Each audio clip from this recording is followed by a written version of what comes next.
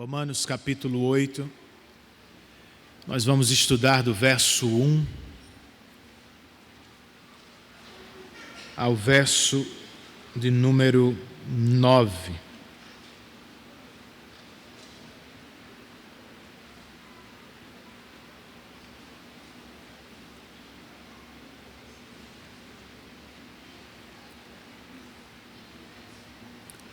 Eu estava lendo a Bíblia no aeroporto, voltando para casa,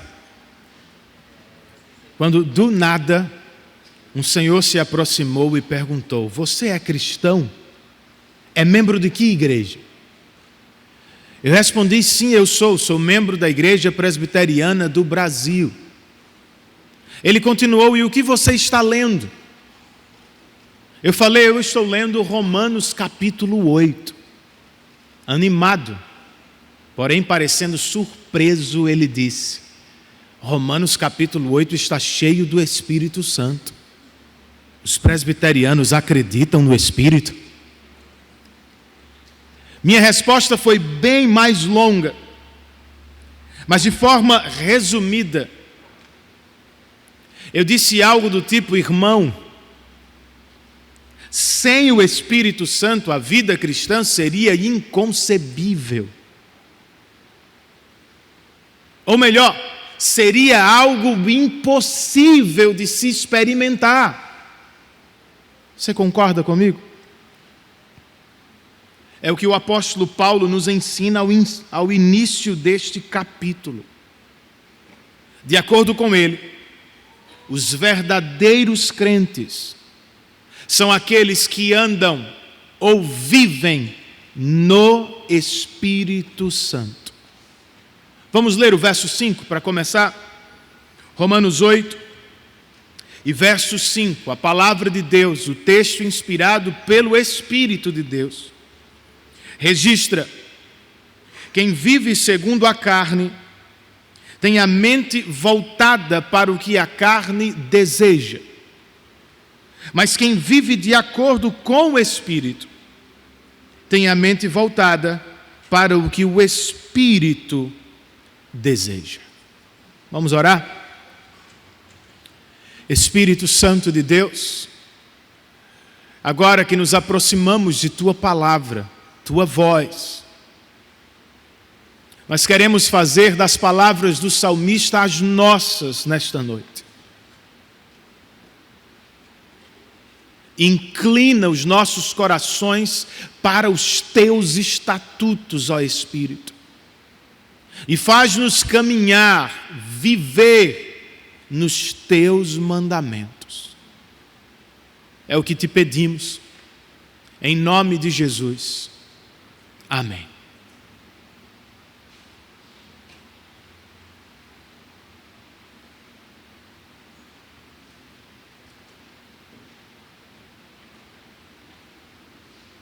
Para muitos, Romanos 8 é o capítulo mais amado de toda a Bíblia. Sabia disso? Ele tem sido tratado como o santo dos santos da fé cristã, ou como a árvore da vida para os crentes fracos, pecadores e cansados.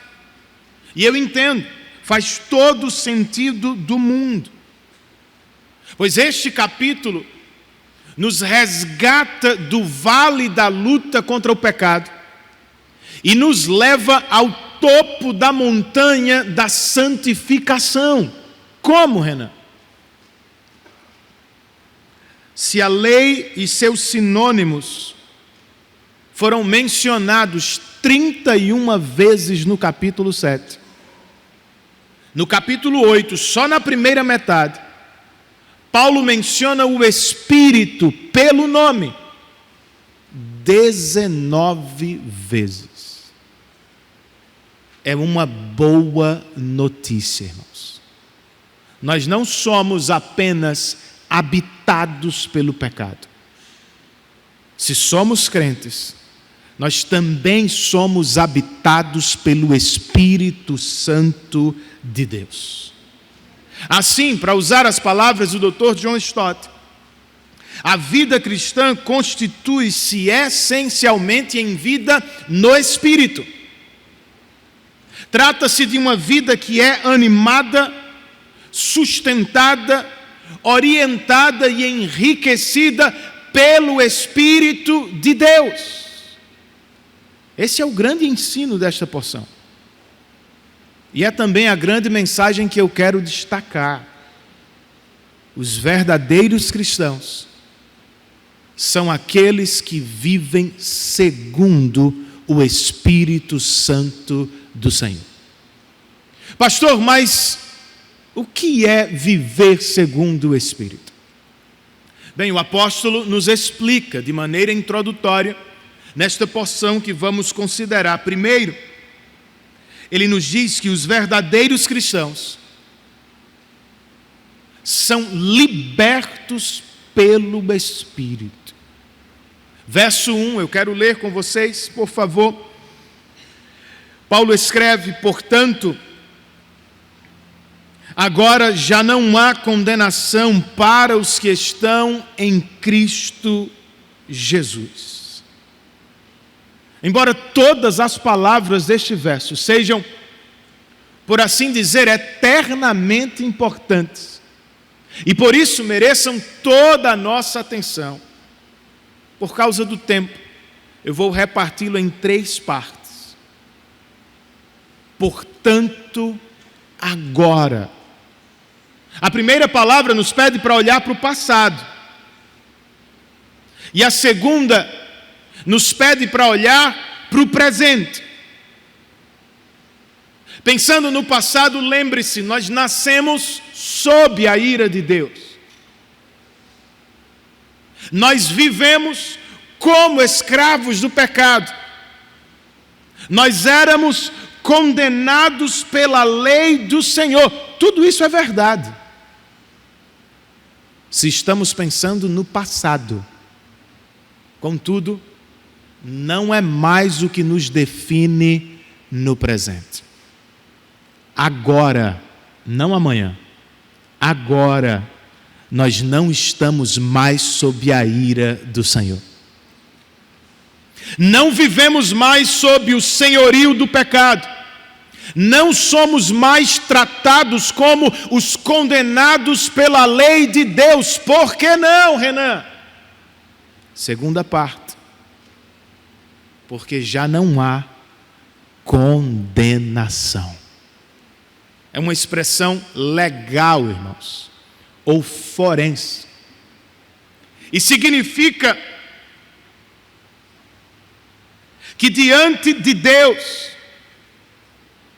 a nossa posição para sempre é de alguém que foi liberto da condenação no tribunal divino. Deus não tem mais nada contra você. Pastor, mas isso se aplica a todas as pessoas sem distinção? Claro que não. O apóstolo qualifica aqueles que foram libertos da condenação como os que estão em Cristo Jesus. Preposição locativa. Estivemos sob ou na mira da ira de Deus. Não mais. Agora nós estamos em Cristo Jesus.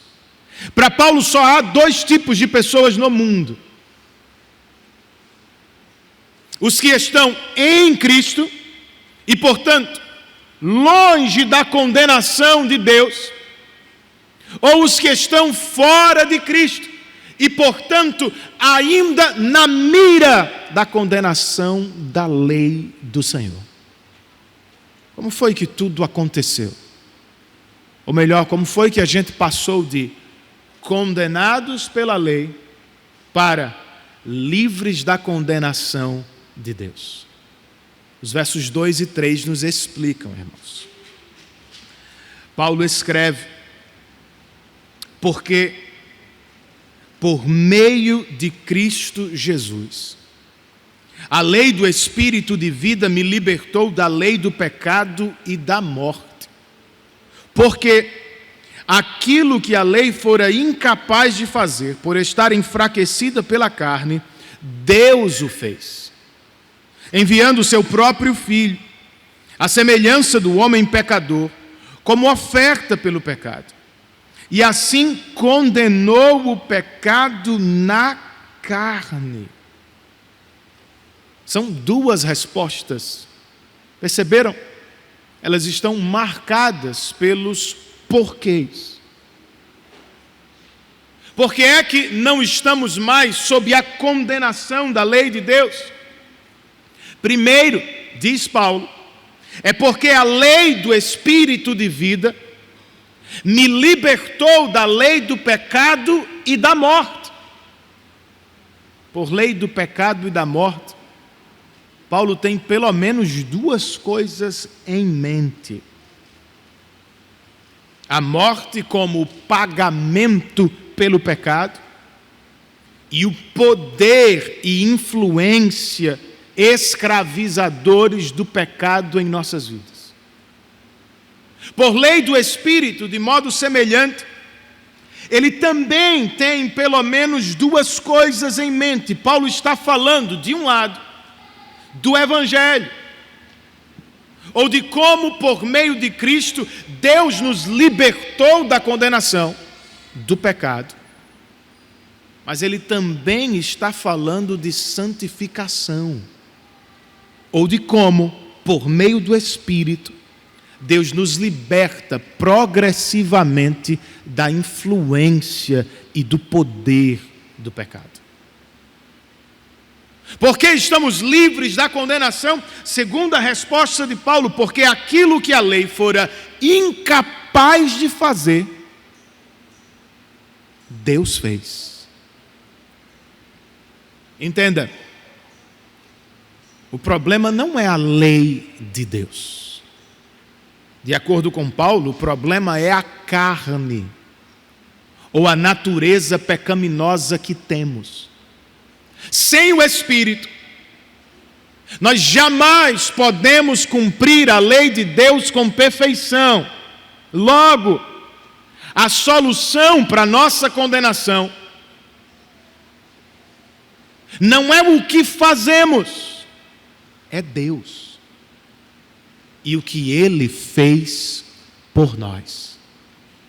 O que foi que Ele fez, segundo estes versos que lemos? Ele enviou Jesus ao mundo. Quem é Jesus, irmãos? Segundo estes versos, Jesus é o próprio Filho de Deus, que se encarnou à semelhança do homem pecador. Paulo está defendendo a divindade de Cristo e a santidade dele em uma mesma sentença. Jesus não é obra de homem e mulher. Jesus é obra do próprio Deus, o Espírito, no ventre de uma mulher. Ele veio de fora, ele veio de Deus, ele veio ao mundo como aquele que foi enviado. Mas ele se tornou um de nós. Ele se encarnou. Mas Paulo faz questão de dizer que isso foi a semelhança do homem pecador. Ele é igual a todos os outros em tudo, exceto no pecado. Ele é o Filho Santo e Divino de Deus. Mas por que ele veio? De acordo com Paulo, Jesus veio ao mundo para se entregar como oferta pelo pecado e para condenar o pecado no próprio corpo. Em outras palavras, no tribunal da justiça divina, Jesus já pagou o preço por nosso pecado, de modo que ali foi o pecado quem perdeu. foi o pecado que foi condenado. É por isso que para aqueles que estão em Cristo já não há mais condenação. Isso é o porquê da encarnação e da morte de Cristo. Mas e o para quê? Sim, há vários propósitos, mas aqui nós temos um bem claro, verso 4. Por que Jesus veio ao mundo? Paulo nos diz, foi a fim de que as justas exigências da lei fossem plenamente satisfeitas em nós. Nós que não vivemos segundo a carne, mas segundo o Espírito. Notem isso. Deus não enviou o seu Filho ao mundo apenas para satisfazer a lei por nós. Ele fez isso.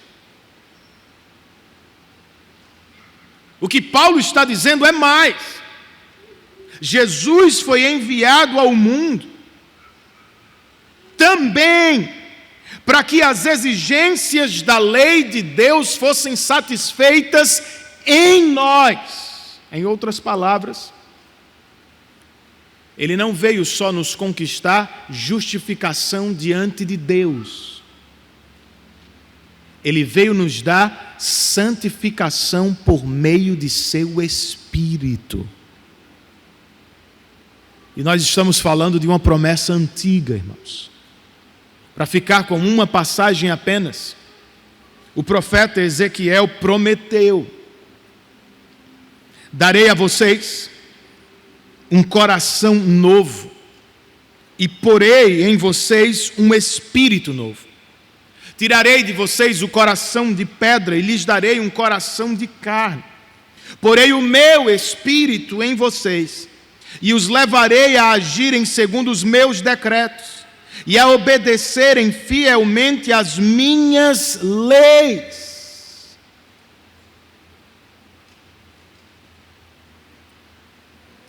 A título de instrução e de crescimento, Romanos 8:4 tem muito a nos falar sobre o que é santidade cristã. Antes de qualquer coisa, tenha em mente que, de acordo com o que lemos, o propósito da encarnação e expiação de Cristo também foi, ou sempre foi, a santidade dos filhos de Deus. De novo, Ele não se encarnou só para nos libertar da condenação futura do pecado. Ele se encarnou, morreu e ressuscitou para, por meio de seu Espírito, nos libertar aqui e agora da influência e do poder do pecado. Sabe qual é a implicação? Nós podemos, na verdade nós devemos aspirar por uma vida santa aos olhos de Deus. Não é uma ilusão sonhar com santidade. Não é uma utopia. Nós não estamos falando de algo que nunca nos foi prometido. Não, irmãos. Paulo está dizendo que Jesus veio ao mundo a fim de que as exigências da lei fossem cumpridas em nós.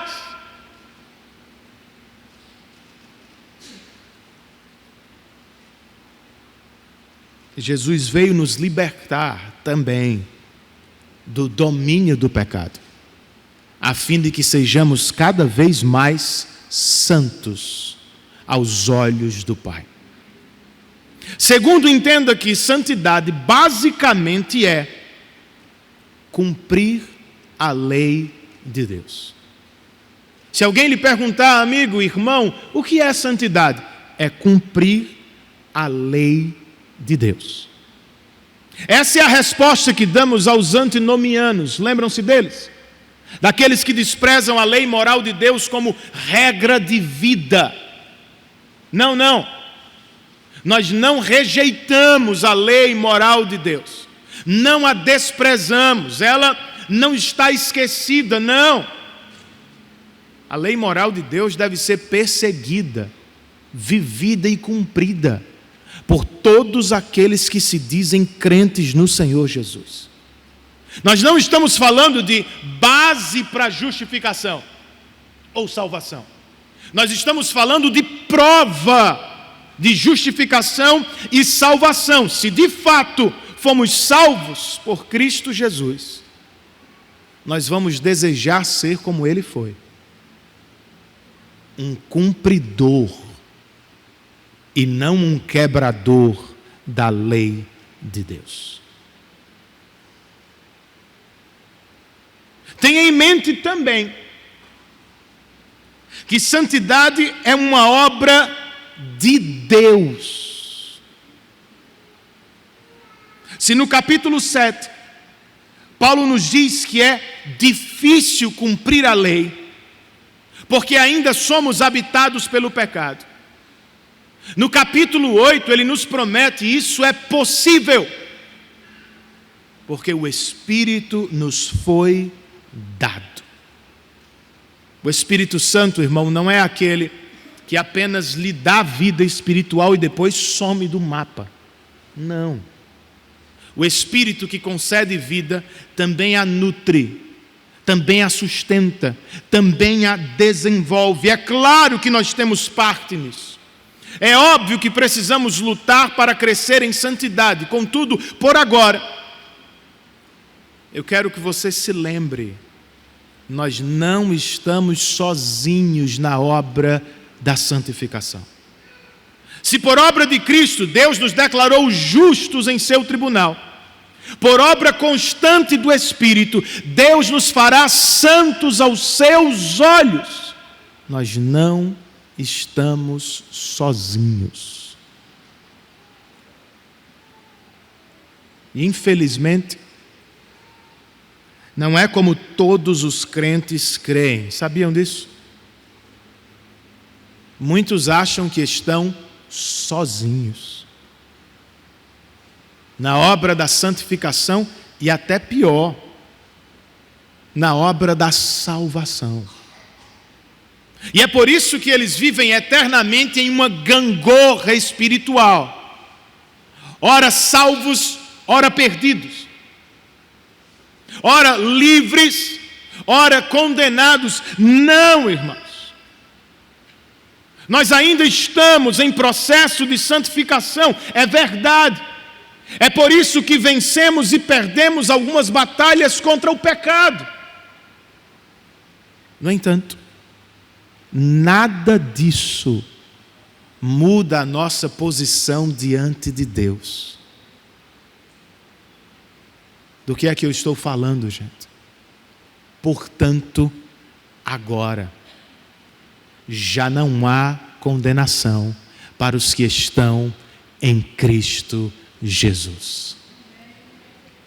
Lembre-se disso quando pecar.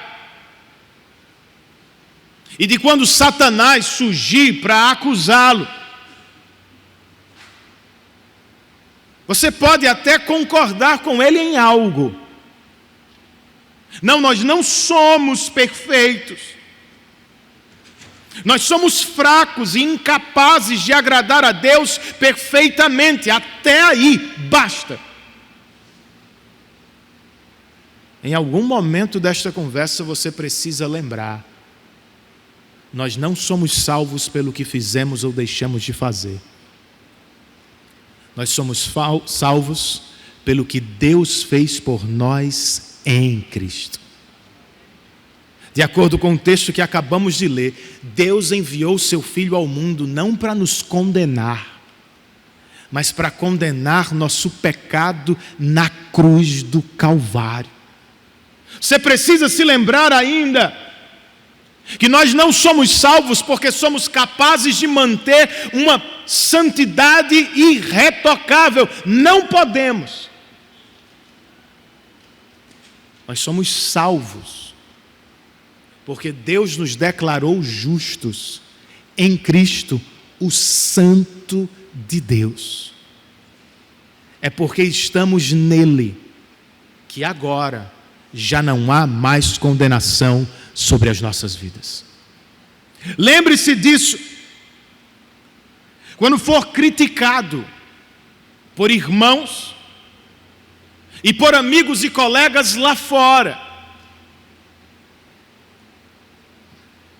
você não vai conseguir agradar a todos. Você não vai acertar sempre. Você pode, minha irmã, escorregar em palavras. E você pode escorregar em conduta. Não deveria acontecer, mas acontece. Ou não?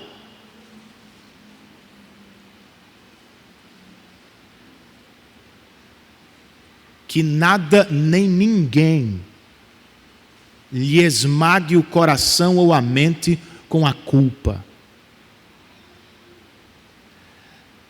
Nossa posição diante de Deus continua a mesma.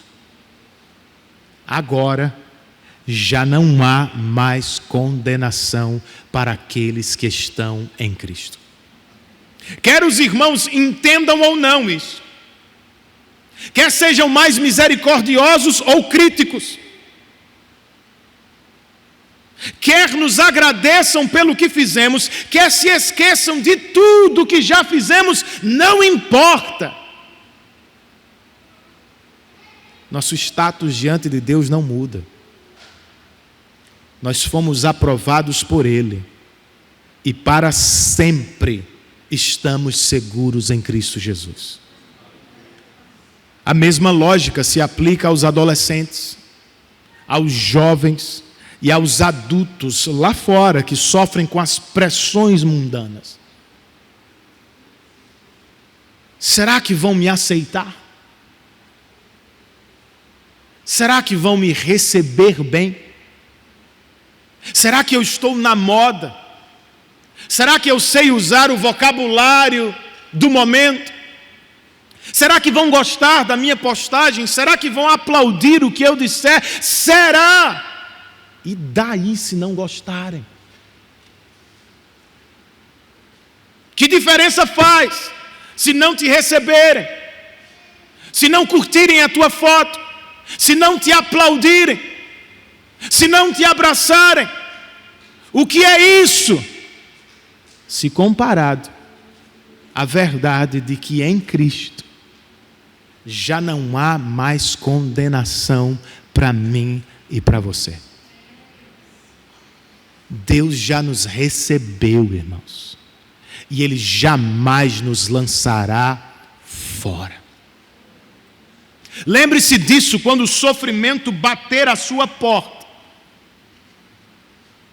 O inimigo se aproveita de tempos de sofrimento para nos sussurrar mentiras sobre Deus. Você está com câncer?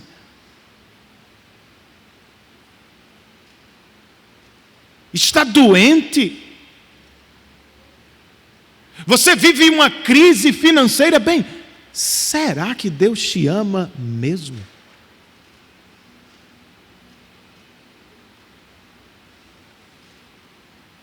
Este capítulo vai explorar o tema do sofrimento em profundidade. Só no ano que vem agora. Mas como primeiro verso, eu quero gritar só uma coisa aos seus ouvidos.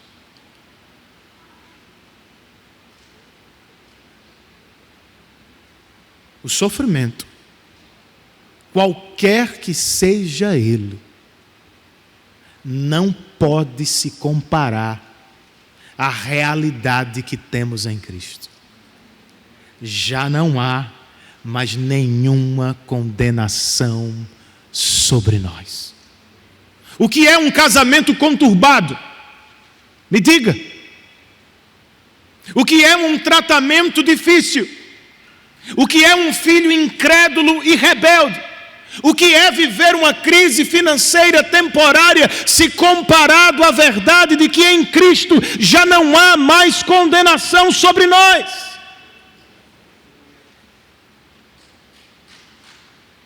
5 anos, 7, 10, 70 de sofrimento. Em breve, irmãos, por causa de Cristo, nós gozaremos em plenitude de tudo que Deus nos deu no Calvário. Em breve o sofrimento não fará mais parte da nossa vida. A luta contra o pecado vai desaparecer. As crises que enfrentamos não serão sequer lembradas. Para sempre estaremos com Deus, gozando de sua plenitude e comunhão.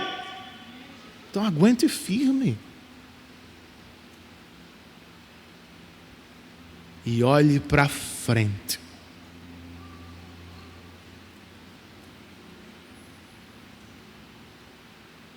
Se é como cremos, vivamos segundo o Espírito que nos libertou da condenação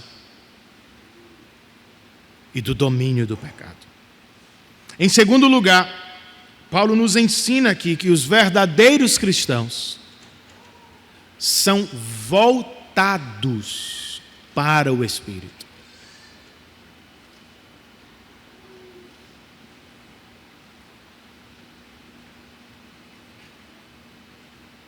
Essa é uma boa prova para aqueles que se perguntam sobre a salvação. Estamos dentro ou fora do reino de Deus? Fomos ou não justificados por Cristo? O Espírito está mesmo nos santificando diariamente?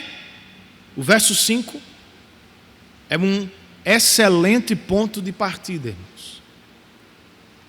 Paulo escreve: quem vive segundo a carne tem a mente voltada para o que a carne deseja. Mas quem vive de acordo com o Espírito tem a mente voltada para o que o Espírito deseja. A primeira coisa pela qual precisamos procurar para avaliar nossa condição espiritual é a direção para a qual nossa mente mais se volta. Ou é a direção para a qual a nossa mente se volta corriqueiramente. Paulo não está falando aqui meramente de pensar em algo. Quem sabe de vez em quando, pontualmente não. Ter a mente voltada significa fazer de algo o objeto da nossa adoração, o objeto do nosso real interesse, o objeto da nossa afeição. Nas palavras de Calvino, ou nós somos devotos da carne, ou somos devotos do Espírito. E de acordo com um outro comentarista, nossa verdadeira religião pode ser vista no que fazemos com o tempo livre. Para onde se volta sua mente quando você não tem compromisso de trabalho ou com a família? Com que sonha de olhos abertos?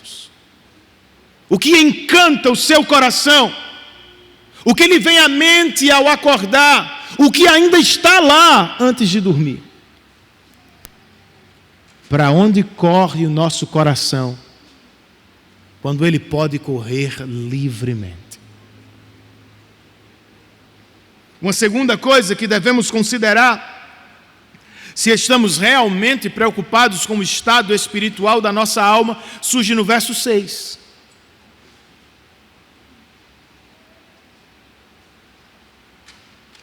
O apóstolo escreve: a mentalidade da carne é morte, mas a mentalidade do Espírito é vida e paz.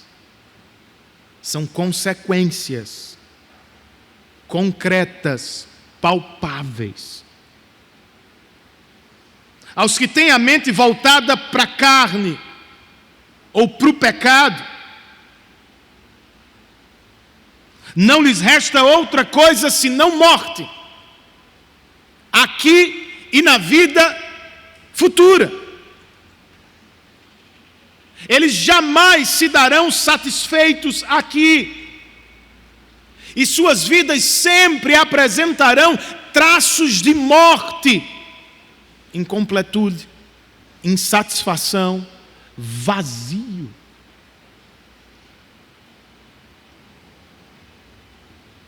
E tal vida vai desembocar em uma experiência semelhante, só que pior e para todo sempre. Aos que têm a mente voltada para o Espírito, por outro lado, o que lhes cabe é a vida e a paz, agora e por toda a eternidade. Ainda que de maneira imperfeita, os santos serão cada vez mais felizes no Senhor aqui. E mesmo que atravessem provas, tribulações e aflições, eles sempre o farão em paz com Deus, lembrando que Deus os ama e jamais vai abandoná-los na provação. É uma experiência maravilhosa. Mas eu te pergunto, é a sua experiência?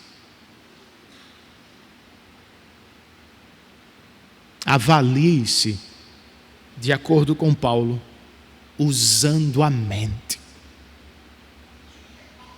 Para onde minha mente se volta constantemente?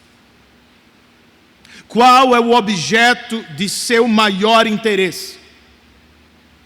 De quem ou do que ela é de verdade devota?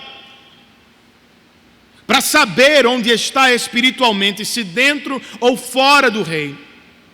E para descobrir como se acha espiritualmente, se doente ou saudável, fraco ou forte, nós precisamos lidar com perguntas assim.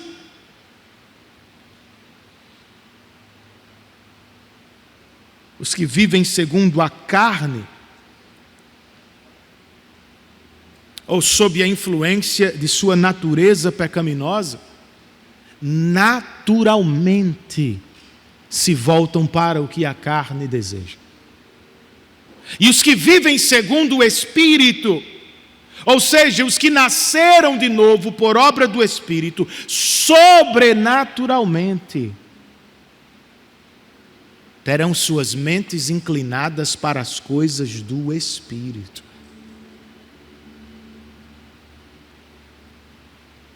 Aos Colossenses, o mesmo apóstolo escreveu: já que vocês ressuscitaram com Cristo, procurem as coisas que são do alto, onde Cristo está assentado à direita de Deus. Mantenham o pensamento nas coisas do alto e não nas terrenas. Se lhe parece algo muito abstrato ou sem concretude,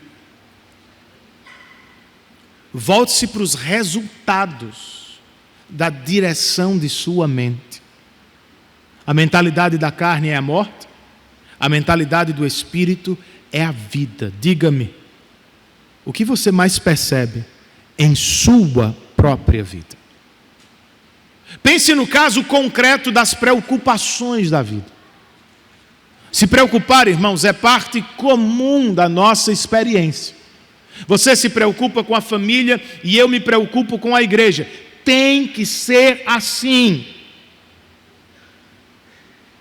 Mas a questão é: como respondemos às preocupações? Todos nós nos preocupamos, mas nossas respostas podem ser diferentes. Se é a mentalidade da carne que lhe dirige, as preocupações da vida serão paralisantes, debilitadoras, adoecedoras. Por quê? Porque você está sozinho. Depende de sua própria força e inteligência. No entanto, se é a mentalidade do Espírito que lhe guia, por mais preocupado que esteja, assaltado por preocupações que se encontram, você não vai se esquecer das promessas da palavra para sempre. Em algum momento, as palavras de Jesus no Sermão da Montanha vão aparecer. Filhinho, o Pai Celestial sabe do que vocês precisam. E Ele prometeu cuidar de todas as suas necessidades. Ou pense, irmãos, nos momentos em que nos sentimos indignos diante de Deus, ou inferiores em relação aos nossos semelhantes. Se é a mentalidade da carne que lhe domina, o que é que você vai fazer? Você vai assumir mais responsabilidades, você vai abraçar mais tarefas, você vai tentar fazer cada vez mais para ver se Deus ama você. Se os homens aceitam, valorizam o que você é ou faz. Uma vida assim vai dar em muito cansaço, em muita frustração e em alguma experiência de morte. Se, porém, é a mentalidade do Espírito que lhe guia na vida, mesmo que peque contra Deus, e mesmo que seja esquecido pelos homens, você jamais esquecerá do Evangelho. Deus já nos perdoou em Cristo. Se Ele podia nos valorizar, Ele já o fez em Cristo. Por pura graça e para a glória dEle, Ele nos salvou e nos adotou em sua família como seus filhos. Ou pense ainda na consequência eterna de se ter uma mente voltada para a carne ou para o que o pecado deseja. Não é pouca coisa. De acordo com Paulo, a mentalidade da carne é morte. É morte aqui, nas experiências de insatisfação, incompletude e vazio, mas é morte no porvir, separação de Deus e tristeza eterna por não se achar em comunhão com Ele. E eu quero que você me ouça, especialmente agora. Por vezes nós ouvimos, inclusive de crentes, Deus odeia o pecado, mas ama o pecador. Quem nunca ouviu isso? Quem nunca falou isso? Ou então, Deus ama todos incondicionalmente. Isso é mentira, irmãos. No dia do juízo final, Deus não vai enviar pecados ao inferno. Já parou para pensar nisso? Ele vai enviar pessoas. E por mais que por agora, de fato, todos experimentem algum amor de Deus, alguma misericórdia de Deus, não será assim para sempre. Como se deu na arca de Noé, a porta da misericórdia de Deus vai se fechar para os pecadores impenitentes. Por isso, antes que seja tarde demais, arrependa-se de uma vida que despreza e desconsidera Deus, e prostre-se diante dele em fé e adoração.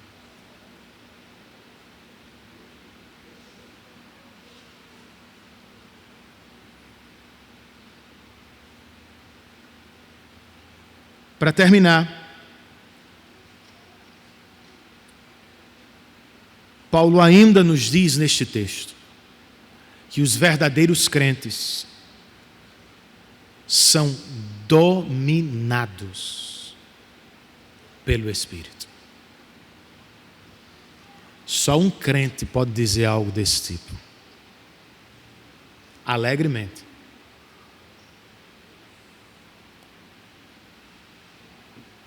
Versos 7 e 8. A mentalidade da carne é inimiga de Deus, porque não se submete à lei de Deus, nem pode fazê-lo. Quem é dominado pela carne não pode agradar a Deus. Se alguém tinha dúvida sobre o que significa ter a mentalidade da carne, aqui estão exemplos claros e vívidos. De acordo com Paulo, a mentalidade da carne é inimizade com Deus. A inimizade que começou em Gênesis 3, no jardim do Éden, tem atravessado os séculos. Sempre há inimigos de Deus. Pense em Caim e Abel, no Egito e os hebreus escravos, em Saul e Davi, na Babilônia e nos judeus, em Herodes e Cristo, no mundo e a igreja. Essa inimizade se manifesta sempre quando o governo e governantes se levantam para perseguir o povo de Deus, ou quando ideias e pessoas rejeitam a verdade de Deus na nossa cara. Quando isso acontece, é a mentalidade da carne que domina. A mentalidade da carne, segundo Paulo, não se submete à lei de Deus, nem pode fazê-lo.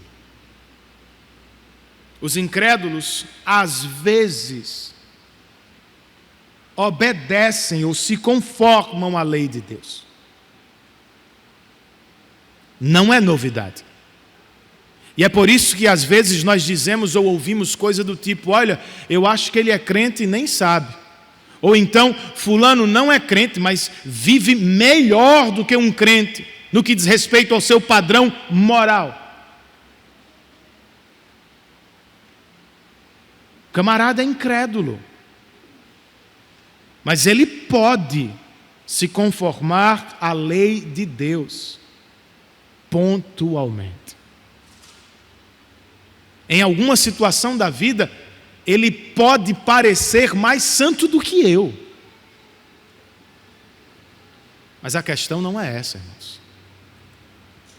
A questão é, ele pode se submeter à lei de Deus? Submissão não é concordar quando algo me é conveniente. Eu me conformo à lei de Deus porque isso é bom para a minha família. Eu quero determinada política porque me parece melhor para a minha casa. Não é isso não. Submissão é se render por completo, mesmo quando eu não entendo, mesmo quando eu não gosto, mesmo quando me é difícil. É tomar Deus por meu Rei, Senhor, sobre tudo. Será que sem o Espírito alguém pode fazer isso? A mentalidade da carne, diz Paulo ainda, não pode agradar a Deus de novo. O incrédulo pode obedecer eventualmente a Deus. Do lado de fora, gente.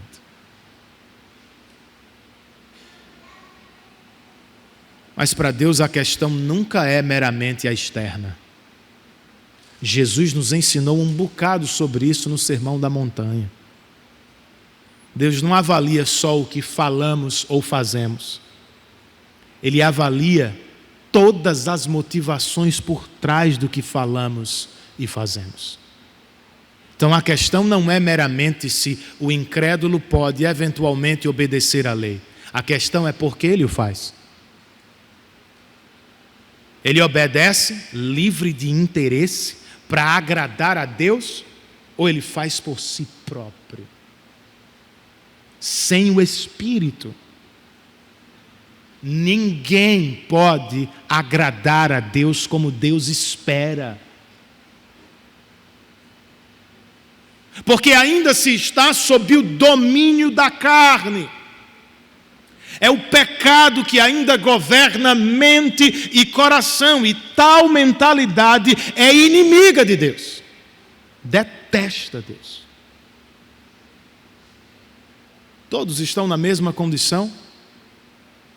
Graças a Deus, não. A coisa vira no verso 9. Quando o apóstolo escreve, entretanto, vocês não. Vocês não estão sob o domínio da carne, mas do Espírito. Se de fato o Espírito de Deus habita em vocês. E se alguém não tem o Espírito de Cristo, não pertence a Cristo. Se muitos continuam dominados pela mentalidade da carne, muitos outros, diz Paulo, já foram libertos. Para quê, pastor? Para ser livre, completamente livre, no sentido de fazer o que der na telha, na hora que quiser e com quem quiser? Não. Nós já tratamos disso. Nós somos libertos da mentalidade ou do domínio do pecado. E agora Paulo diz, nós somos dominados pelo Espírito. E de novo só tem dois tipos de pessoas no mundo: os dominados pela carne e os dominados pelo Espírito. Como tirar a prova, Renan? Paulo diz aqui: vocês estão sob o domínio do Espírito, se de fato são habitados por Ele. O Dr. John Stott explica que nós percebemos a habitação do Espírito não por meio dos muitos dons que podemos exibir às vezes, mas pela influência firme e permanente do Espírito sobre nós. Essa é a marca da propriedade daqueles que são de Deus. É por isso que precisamos procurar, e nós temos que fazê-lo, porque infelizmente há muitos que se acham enganados. Eu penso em gente que nasceu e cresceu na igreja, e que talvez até hoje ainda esteja sob o domínio do pecado. Eu penso em muitos crentes, não sei se vocês viram isso, mas nesse momento político de conservadorismo. Há muita gente que se diz cristã e que nunca pisa na igreja para cultuar com o povo de Deus.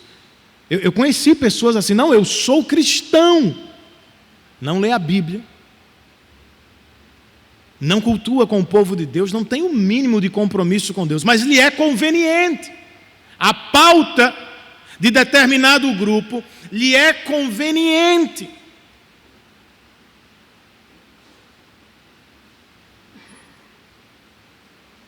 E se elas estiverem enganadas? E se alguns de nós estivermos enganados? Foi Jesus quem disse, irmãos: nem todo aquele que me diz Senhor, Senhor, entrará no reino dos céus, mas apenas aquele que faz a vontade do meu Pai. Segundo Jesus, você precisa procurar por mais do que meramente discurso. Você precisa procurar por obediência. E segundo Paulo, a obediência que agrada a Deus não pode ser forjada por nós mesmos. É uma dádiva do Espírito. E é essa obediência que prova que somos a sua habitação. A marca mais garantida pela qual os filhos de Deus se diferenciam do mundo é a regeneração. O novo nascimento operado pelo Espírito em seus corações. Sobre isso, perceba uma coisa: o apóstolo não está dizendo que nós precisamos ter uma vida cristã sempre vitoriosa, vibrante. Ele diz apenas que nós precisamos ser habitados pelo Espírito. Ponto. Você não precisa crescer na mesma velocidade que seu irmão. Nem eu preciso ter todos os dons da minha irmã. Eu só preciso perceber a influência do Espírito, firme e permanente sobre o meu coração. Eu tenho me voltado para as coisas do Espírito. Note ainda que nós estamos falando de uma experiência inicial e comum a todos os crentes. O Espírito Santo não é uma segunda bênção, dada apenas àqueles que são os melhores crentes dentre nós. Não, irmãos. É a marca do povo de Deus. Sem o Espírito, nem salvos somos. Sem o Espírito, nem crentes somos. Mas se temos o Espírito, mais ou menos santos do que o vizinho, nós somos do povo de Deus. É claro que você pode crescer nas coisas do Espírito. É óbvio que temos responsabilidade no crescimento espiritual que Deus espera de nós. Contudo, esta bênção é de caráter inicial e universal. Todos os crentes são crentes porque são habitados pelo Espírito. Se você ainda não é habitado pelo Espírito, esteja você dentro ou fora da igreja, a dura realidade é: você continua como inimigo de Deus. Todas as guerras e controvérsias da humanidade ocupam os noticiários, né? Manhã, tarde e noite. Curiosamente, a guerra mais importante não tem R$1 de cabimento na televisão. Ainda assim, ela é importante, verdadeira. Se o Espírito não lhe habita, você é inimigo de Deus. E a prova é, você resiste constantemente às coisas de Deus. Nem fazendo força, você se submete à vontade de Deus. Você ainda é dominado por uma mentalidade que é inimiga de Deus. E não é a melhor coisa do mundo. Porque você foi criado por Deus e para Deus. E por isso, longe dele, você jamais, amigo, jamais será plenamente feliz. Se está em guerra contra Deus, mesmo que não admita, você vai fazer também muita guerra contra os seus semelhantes, a fim de atender aos desejos pecaminosos do coração. É uma vida terrível. E se nada de sobrenatural acontecer, você vai partir desta vida para a próxima na mesma condição. E não tenha dúvida, você vai perder para Deus. E vai ser por causa dos seus pecados condenado a uma eternidade longe da verdadeira felicidade. Então não seja tolo.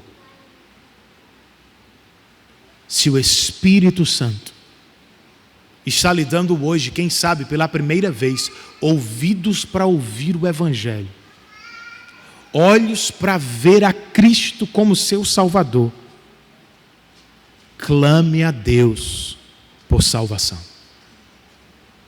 Nós não estamos falando meramente de uma salvação que vai livrá-lo do inferno no futuro. Vai também. Estamos falando de muito mais. Esta salvação pode lhe colocar dentro do céu, ainda na terra. Começar a comunhão que você vai ter com Deus para sempre e plena, aqui e agora. Por que alguém não receberia isso? Eu espero que você receba. E eu espero que todos os crentes tratem o Espírito Santo de Deus como uma grande dádiva. Pois como disse aquele senhor no aeroporto, sem o Espírito não tem vida cristã. Seria inconcebível, impossível, mas pelo Espírito nós nascemos de novo para Deus. Pelo Espírito nós seguiremos crescendo em santidade aos olhos do Senhor. Curve a sua cabeça comigo, feche os seus olhos e ore nesta noite a Deus, o Espírito Santo, clamando por novo nascimento, clamando por santidade, por crescimento espiritual no Senhor.